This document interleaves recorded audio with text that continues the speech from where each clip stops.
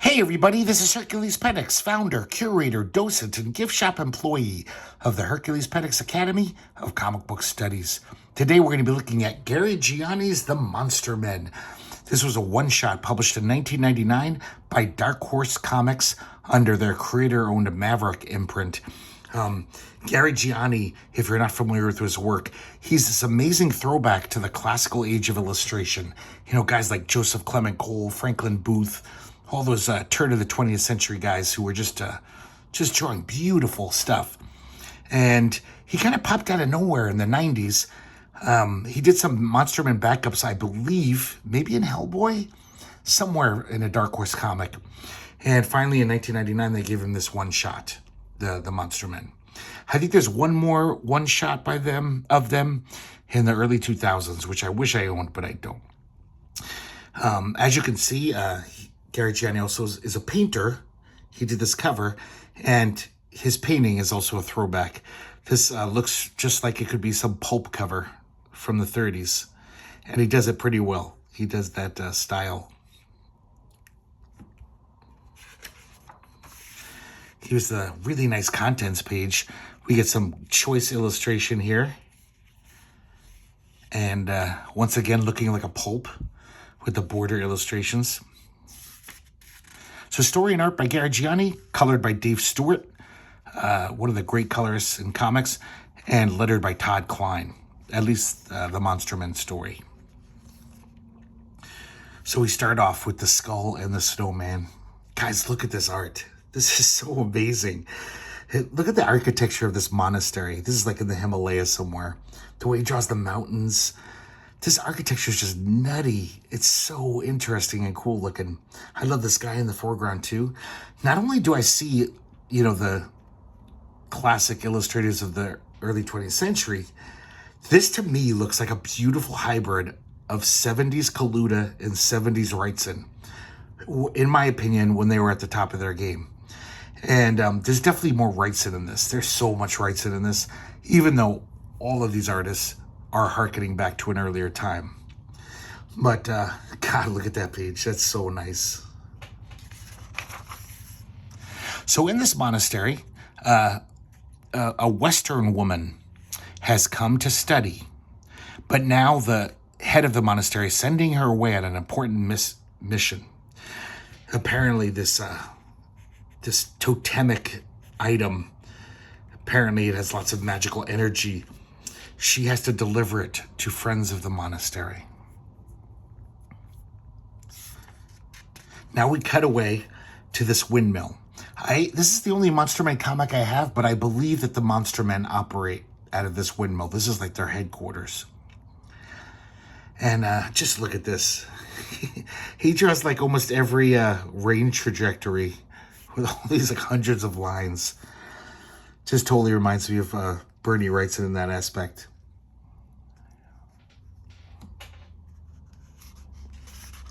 Now here's where I see so much Wrightson. Look at this guy. He's this poor guy named Krulk, and he's twisted around. All he can do is crawl on the ground. But look at his body language there. That is so 70s Wrightson. It's uncanny. And the sad thing was Wrightson wasn't drawing like this anymore from the 80s up. So it's almost like he lost the ability to draw that well.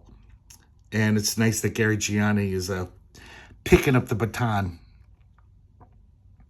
Just everything is just drawn impeccably. So he's banging on the door of the windmill, and our hero, Benedict, opens up. This is such a great design for Benedict. He just wears like a 30s suit and a knight's helmet. It's just a really weird, very, very pulpy idea. So Krulk tells Benedict that he knows where the skull of Lord Gooseflesh is. Apparently Lord Gooseflesh is this like sorcerer who's lived for centuries, even though he's been dead for centuries. But even his dead body has this amazing ability to, do evil. And Krulk knows the whereabouts of the skull. And he also says, please just kill me. The putty foons are after me. That's another interesting thing about Gary Gianni. It seems like he has this whole cosmology in this comic. All these weird characters kind of working for hell, and gives them kind of silly names.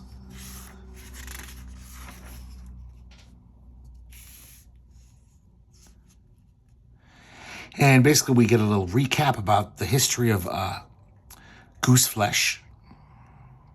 It's almost like he was more terrible dead than when he was alive.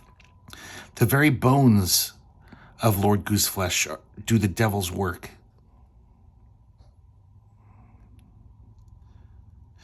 And so those guys from the monastery, they basically took all the bones and scattered them around the globe. Because anyone who reconstructs Lord Gooseflesh, a skeleton, it's an amazing amount of power. And if it falls into the wrong hands, it would be bad. And this is the evil crew that he still commands, even though he's dead. I love this little illustration of these weird randos.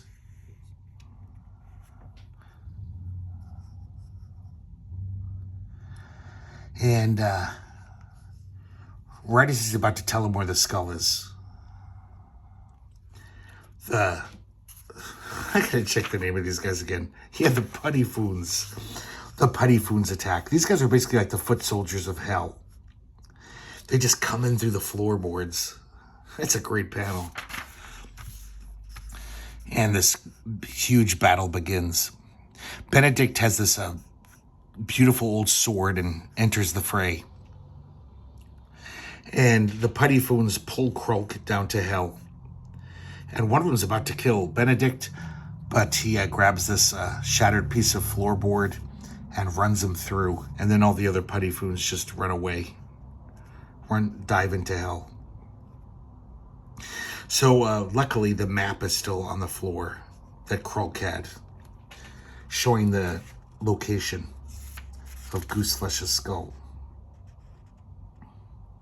And then right then, what's his name? Lawrence, his associate, calls up. He says, "Have you stuck your head out lately?"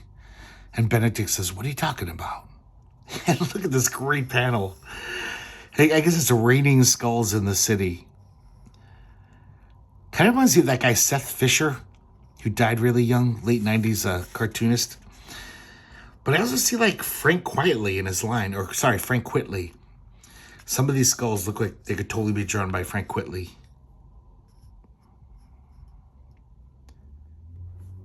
Oh, that's so great. So basically he says, "Lawrence, pack your bags. We're going to the Himalayas." Apparently he knows now about the monastery. So they have a Sherpa friend in that area named Kuseng, and they're going to hook up with him, and he's going to guide them to the monastery. So off they go. It's a very dangerous climb. It's like a 3-day trip. We cut away to the monastery, and we see that Western woman. Oh, her name is Miss Lane. I'm sorry. And basically, she says, "Wait, you want me to do this mission alone?" He's like, "No, we're sending the Yeti with you."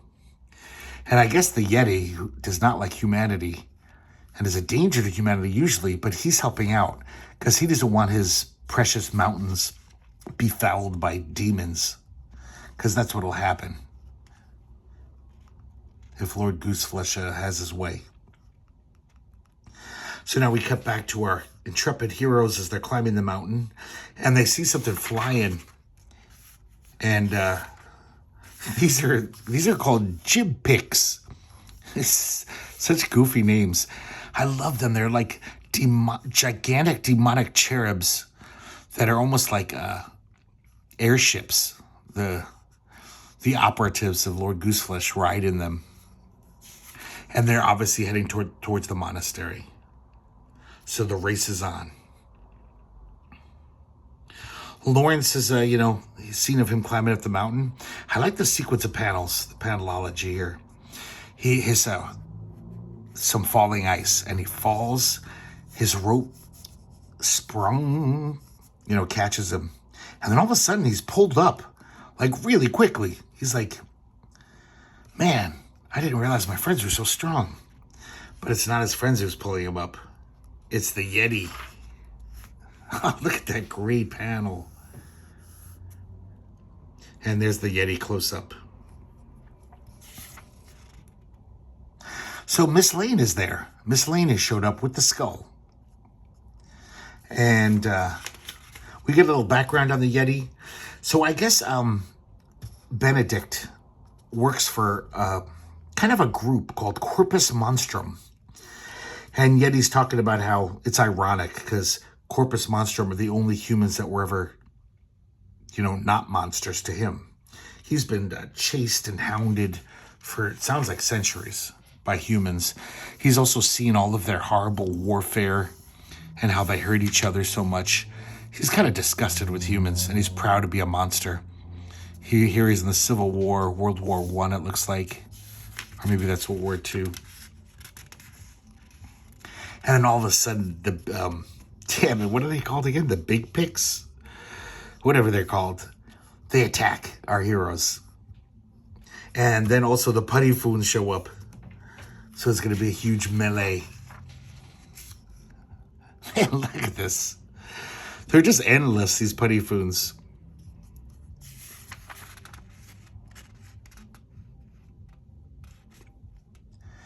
And the Yeti's fighting off the flying, whatever the hell they're called. Big Picks. Pick Picks. And Lawrence is kind of trapped. He's cornered by both kinds of these monsters. And he fires at one of them. And it starts an avalanche. And Benedict says, I should have thought of that myself. Brilliant. And Lawrence runs and leads them to this cliff edge where he knows the snow and ice is going to fall. I don't know how he's so confident of himself that he's not going to fall, but he grabs a cliff edge, and then everyone else gets knocked over by the snow and ice. All the demons. Look at this panel. It's crazy. It doesn't really look like it, but just the amount of crazy detail. It's almost like Jeff Darrow, or even Sergio Aragones. He really draws every little guy in here. If you look closely, he's not skimping. Man, these monster men are fun. I wish there was more of them. And so, I guess the rest of the group were hiding in a cave. Everyone's safe and sound now, though. And Lawrence asks Benedict how he came to know the Yeti. And he says, it was a long time ago in another land when he was known by his father's name. It would be unwise to reveal the facts to the general public. How would mankind react if they knew the Yeti and Frankenstein's monster are one and the same? I don't think humanity would care since they're both made up. But I guess in this world, yeah, it's kind of a weird little tagline at the end here. Just, I think they'd freak out knowing that either one of them existed. If they're the same person, I don't think it would make anyone more freaked out. But interesting idea that the Yeti is Frankenstein. Fun, really fun stuff. Definitely got to try and track down some more of these. I think there's a handful of Monster Man stories out there. And then what a fucking bonus. We get a new Hellboy story. Goodbye, Mr. Todd. Of course, written and drawn by Mike Mignola. Once again, beautiful Dave Stewart colors. So it's Portland, Oregon, 1979. Hellboy is investigating. It looks like an old theater, I think. He sees a poster for The Amazing Todd. He's kind of a medium. And this woman, Marianne, I guess she called Hellboy. And she's kind of freaking out. So I guess she worked for Mr. Todd. She works for him. She's his assistant. Hellboy actually has seen him perform before, and he was quite impressed. But I guess in the past few years, he started having trouble with his concentration, so he kind of started faking it, like most mediums do. And I guess there was a lawsuit, and his career's in the tanker. But she says, but this is a whole other kettle of fish. So I guess he's been using drugs to focus himself so he can attain these spiritual states. And when they enter the room, this crazy creature is floating out of Mr. Todd's mouth. Hellboy figures that the drugs put him too far over. He went fishing in the deep end of the pond, he says. So it looks like he's summoning a demon from hell, I think. So Hellboy knows what to do. He whips out some arbutus, which is an herb that the ancient Greeks and Romans would use to chase away evil. He says all we got to do is light it. These monsters hate this stuff, these creatures. And then right when he's about to light it, this thing grabs Hellboy. Oh my God, Mike Mignola's art. I haven't even been mentioning it, but he's just so fucking good. Just nobody draws like him. And just the combo of his art with Dave Stewart colors is just so magic. Thankfully, Dave Stewart, I think, has colored almost every Hellboy, which is good. So Hellboy's holding on to the smoking arbutus, but he's being consumed at the same time. And all of a sudden, we see that creature get sucked back into Mr. Todd's mouth. And he stands up, but all of a sudden, he's like brittle stone, and he just crumbles into nothingness. And Hellboy pops out, safe and sound. He tells her, sorry about your boss, but we did get rid of that creature. That's the important thing, right? And Marianne says, I guess. Such a goofy, weird ending. Hellboy's totally clueless. I guess he still doesn't really know how humans feel, since he's eternal. Man, all around, what a great little comic. Gary Gianni's The Monster Man. And I'm sure this is going to be hard to find. I can't believe this wasn't huge. Just Gary Gianni's art. Just amazing stuff. But I guess it is kind of old-timey. It's even though it's so great, I guess it's not flashy. So, yeah, I think Gary Gianni is kind of forgotten now. I mean, I think he took over the Prince Valiant comic strip for a while. Maybe I dreamt that. I can't even imagine him doing this level of work every week. So, I don't know. I think it's the ones that Mark Schultz wrote. He probably did it just for a little while, too. I can't imagine he could keep that pace up, unless he really dumbed down his art. So, who knows? So, there you go, guys. I hope you enjoyed watching this comic. I definitely enjoyed looking at it once again. And I hope to see you next time here at the Hercules Pedics Academy of Comic Book Studies.